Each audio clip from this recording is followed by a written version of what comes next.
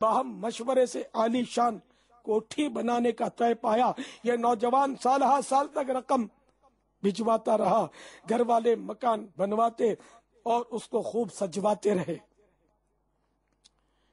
یہاں تک کہ اس کی تکمیل ہوئی، مکان مکمل ہوا۔ یہ نوجوان جب وطن پلٹ کر آیا تو اس عظیم الشان کوٹھی یعنی بنگلے میں رہائش کے لیے تیاریاں عروج پر تھیں، مگر اس عالی شان مکان میں منتقل ہونے سے تقریباً ایک ہفتہ قبل ہی اس نوجوان کا انتقال ہو گیا، اور وہ اپنے روشنیوں سے جگمگاتے عالی شان مکان کے بجائے ویران قبرستان کی گھپ اندھیری قبر میں منتقل ہو گیا، جہاں میں ہے عبرت کے ہر سو نمونے، مگر تجھ کو اندھا کیا رنگو بو نے۔ کبھی غور سے بھی یہ دیکھا ہے تو نے، جو آباد تھے وہ مکان اب ہے سونے۔ جگہ جی لگانے کی دنیا نہیں ہے، یہ عبرت کی جا ہے تماشا نہیں ہے۔ افسوس، صد ہزار افسوس، ہماری اکثریت آج دنیا کی متوالی اور فکر آخرت سے خالی ہے۔ ہم میں سے کچھ وہ ہیں جو فانی دنیا کی لذتوں کے باعث مسرور و شاداں، زوال و فنا سے بے خوف، موت کے تصور سے ناآشنا، لذات دنیا میں بدمست ہیں، تو بعض وہ ہیں جو اس دار ناپائیدار میں یکایک موت سے ہمکنار ہونے کے اندیشے سے نابلد، سہولتوں اور آسائشوں کے حصول میں اس قدر مگن ہو گئے کہ قبر کے اندھیروں، وحشتوں اور تنہائیوں کو بھول گئے۔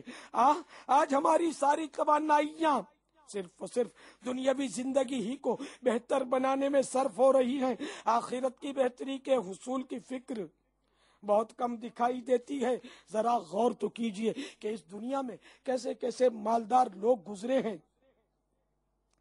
جو دولت و حکومت، جاہ و حشمت، اہل و عیال کی عارضی انسیت، دوستوں کی وقتی مصاحبت اور خدام کی خوشامدانہ خدمت کے بھرم میں قبر کی تنہائی کو بھولے ہوئے تھے، مگر یکایک فنا کا بادل گرجا، موت کی آندھی چلی اور دنیا میں تا دیر رہنے کی ان کی امیدیں خاک میں مل کر رہ گئیں۔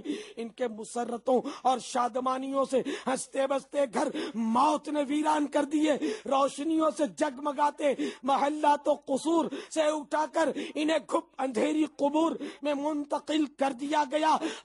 وہ لوگ کل تک اہل و عیال کی رونقوں میں شادمان و مسرور تھے، اور آج قبور کی وحشتوں اور تنہائیوں میں مغموم و رنجور ہیں۔ اجل نے نہ کسرا ہی چھوڑا نہ دارا، اسی سے سکندر سا فاتح بھی ہارا، ہر ایک لے کے کیا کیا نہ حسرت ستارہ، پڑا رہ گیا سب یوں ہی ٹھاٹ سارا۔ جگہ جی لگانے کی دنیا نہیں ہے، یہ عبرت کی جا ہے تماشا نہیں ہے۔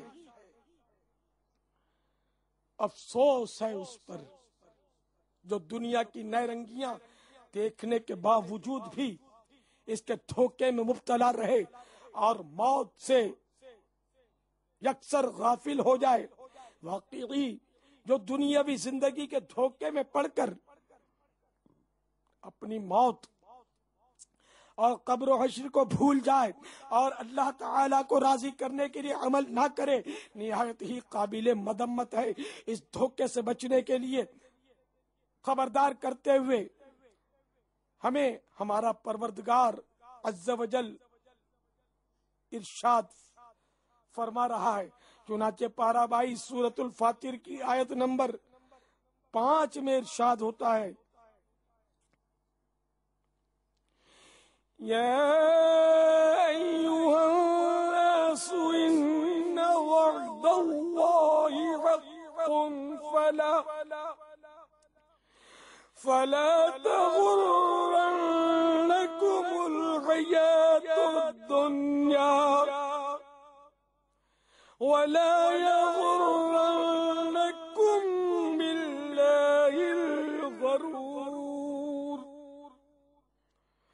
میرے آقا نعمت امام اہل سنت عظیم البرکت عظیم المرتبت پروانہ شمع رسالت مجدد دین و ملت مولانا شاہ امام احمد رضا خان علیہ رحمت الرحمان اپنے شعرۂ آفاق ترجمہ قرآن کنز الایمان میں اس کا ترجمہ کچھ یوں کرتے ہیں: اے لوگو، بے شک اللہ عز و جل کا وعدہ سچ ہے، تو ہرگز تمہیں دھوکہ نہ دے دنیا کی زندگی، اور ہرگز تمہیں اللہ عز و جل کے حکم پر فریب نہ دے وہ بڑا فریبی، یعنی شیطان۔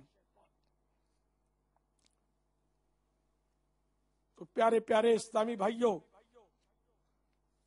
اور مدنی چینل کے ناظرین، نیز مجھے پردے میں سننے والی اسلامی بہنوں، یقیناً جو موت اور اس کے بعد والے معاملات سے آگاہ ہے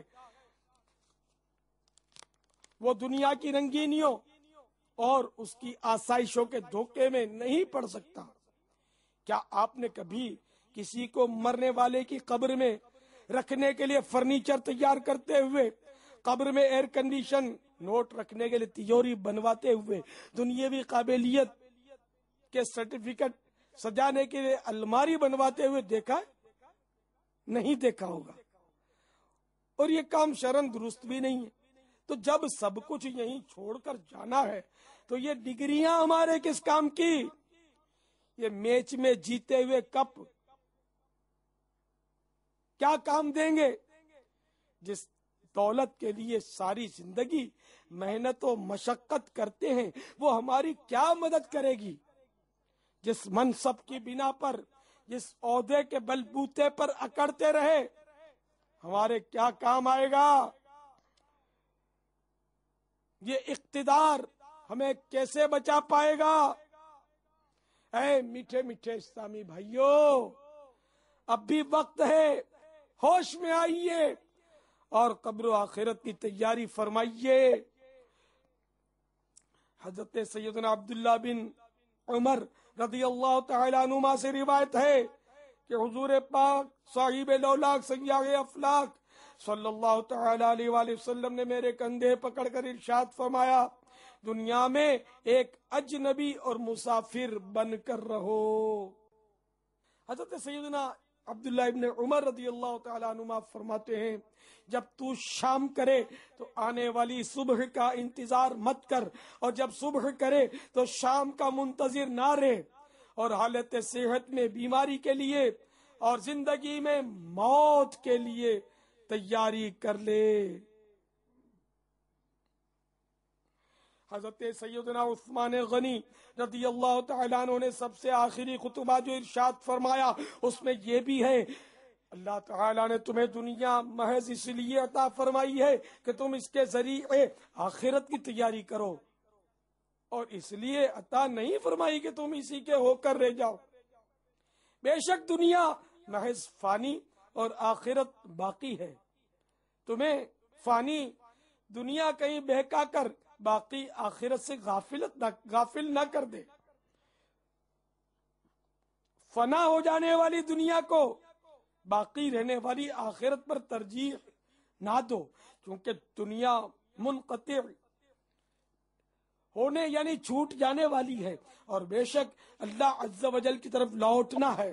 اللہ عز و جل سے ڈرو، کیونکہ اس کا ڈر اس کے عذاب کے لیے روک اور ڈھال اور اس تک پہنچنے کا ذریعہ ہے یہ دنیا بے وفا آخر فنا، نہ رہا اس میں گدا نہ بادشاہ۔